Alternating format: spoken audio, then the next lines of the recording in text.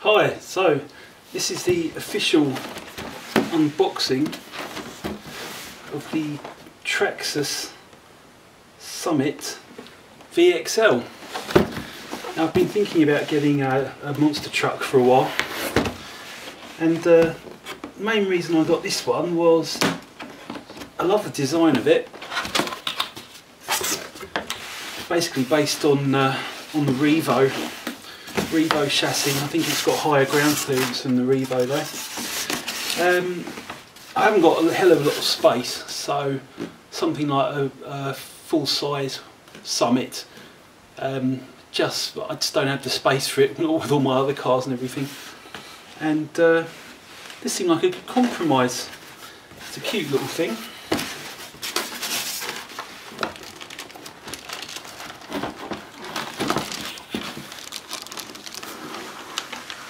There we go. I got a good price for it from a seller in Germany, believe it or not. Saved myself about 50 quid, I think. And there it is. Oh, it's a funny little thing, isn't it? Oh, it's much smaller than I expected. But that's why I got it. It's going to fit on the shelf when I'm not using it, that is. It'll fit on the shelf quite nicely. It'll take up half my room. Look at that. So there's the car. How do we get this off? I think I've got to take the body off. So it's come with this plastic bag over the body. Let's just see what we can do about getting this off. Looks like it's done the trick. What a cute little thing this is. Get rid of this packaging.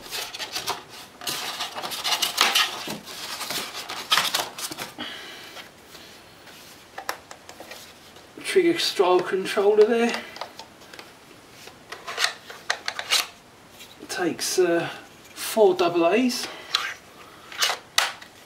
Handy. Better than having to charge 8 like all my other controllers. On off switch, a pretty simple thing, doesn't seem to have much adjustable. Steering trim knob there. I'll find out about configuring that soon.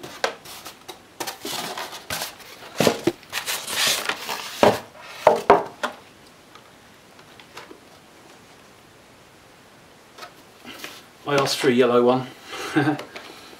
Apparently there's 3 or 4 different colours for this thing, and you don't know what you're going to get. The picture on the box is always red, but I asked the sellers nicely if they could try and send me a yellow one, and they agreed. So, seeing as that's unintentionally become my standard colour,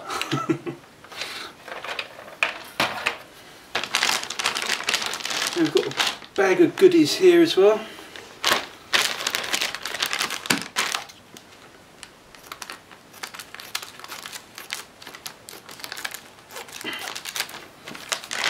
Get in here.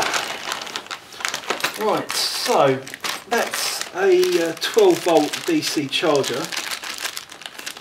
It's a peak detecting 2 amp fast charger. So it's a nice little thing to get. I've got a more substantial peak detecting charger already, but this will come in useful.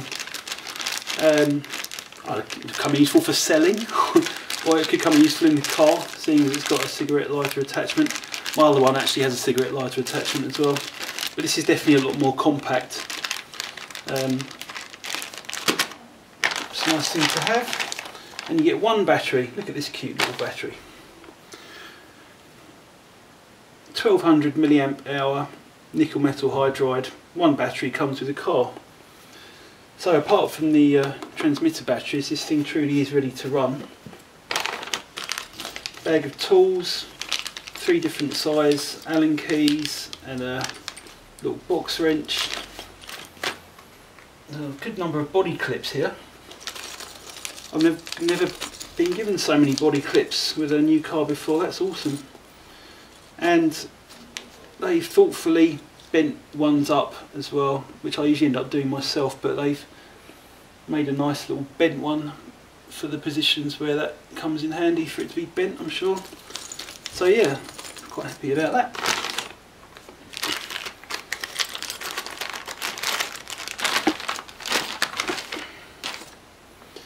Let's get the lid off this thing, shall we?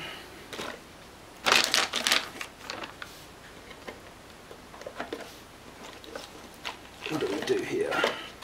Haha, cool. So we've got a nice pre-painted body here, kind of SUV style looking thing really. It's got this cool black roll cage over the top, so that should prevent the Lexan from getting the old dents and marks and stuff and what have you.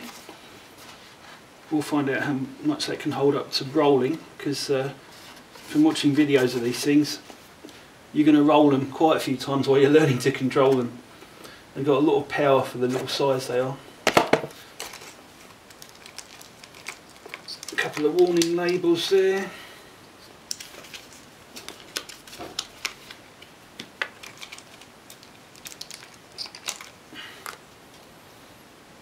Aerial tube.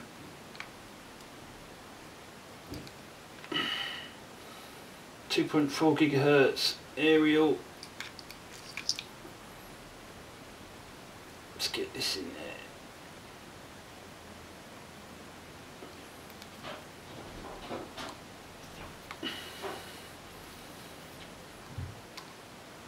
Okay, that screws in with a grub. I'll do that later. Put that aerial tube to one side. So, this is a little thing in all its glory.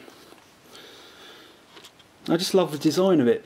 Now, I was considering getting a Revo a few years ago now, when they first came around.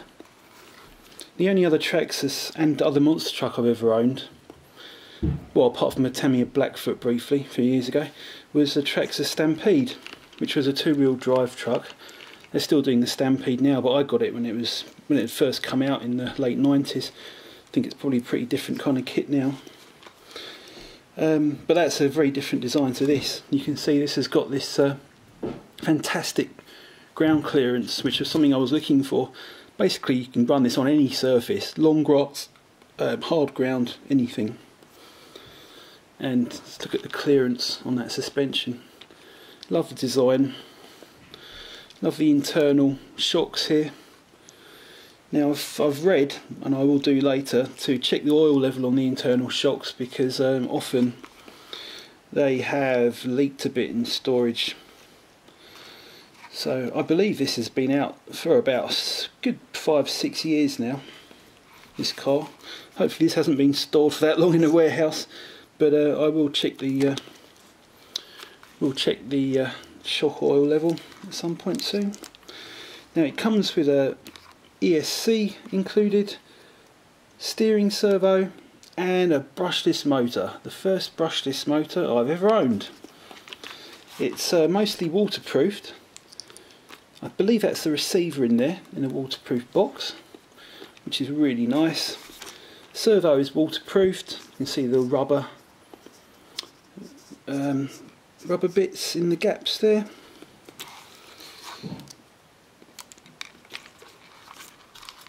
And it's just a very nicely designed, all designed together in one piece kind of car. It's very light, four-wheel drive, front and back differential, battery. Now you can have two batteries in this, in parallel or series. It's got a battery case on each side. Let's try and get one of those open, shall we? I'll read that later. It's got one battery case on each side for these funny little Traxxas batteries. Do that again.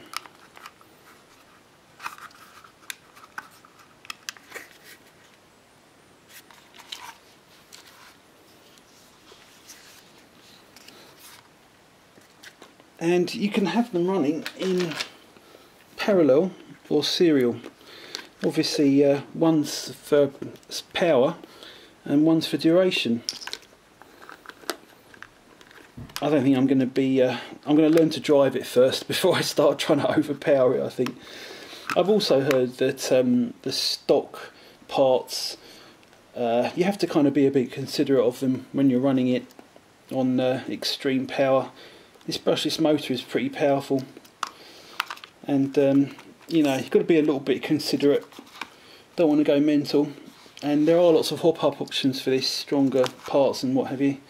So I think it's probably a good idea to learn to drive it first with one battery in there, and before I start trying to overpower it, I'll look into any other tips and tricks there are for it to make it better handle extra power.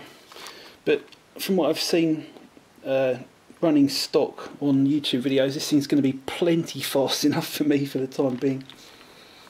But yeah, I love the design of it. The Revo was a pretty interesting design when it came out a few years ago. I wanted one. Now I've got one with the extra benefit of the increased ride height. So yeah, great little thing. And I will be filming this very soon. Let's stick the body on.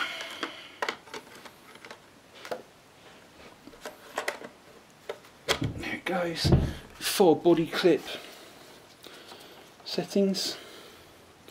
1, 2, 3, 4. Aerial hole.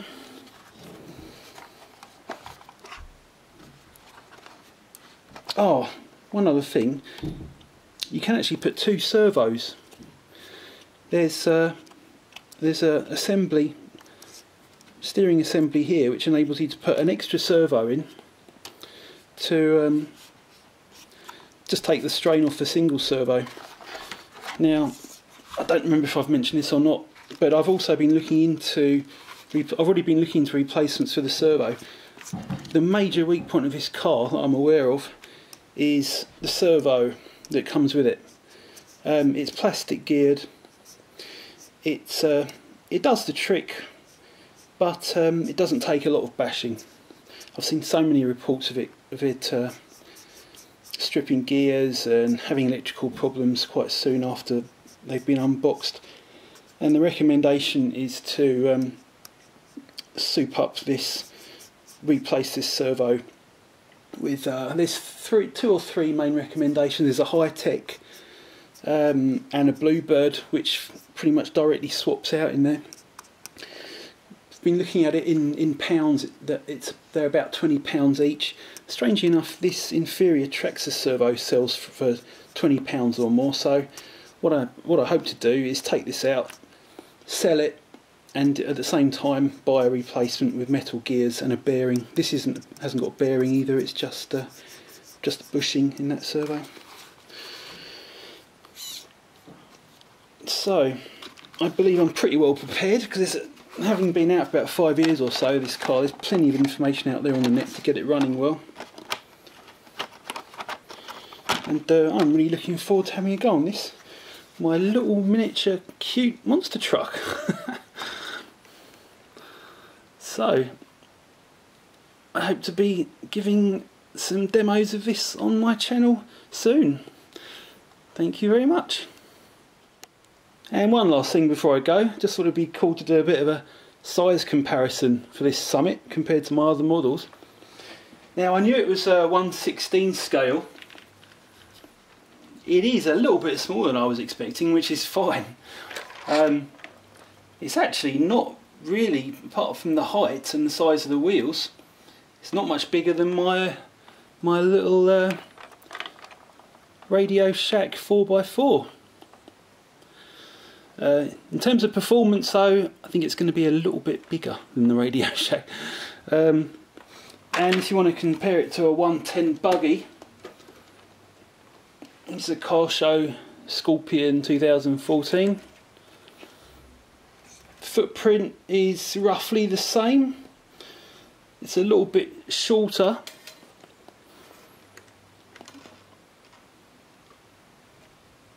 but other than that they're about the same size, which is ideal. And there we go.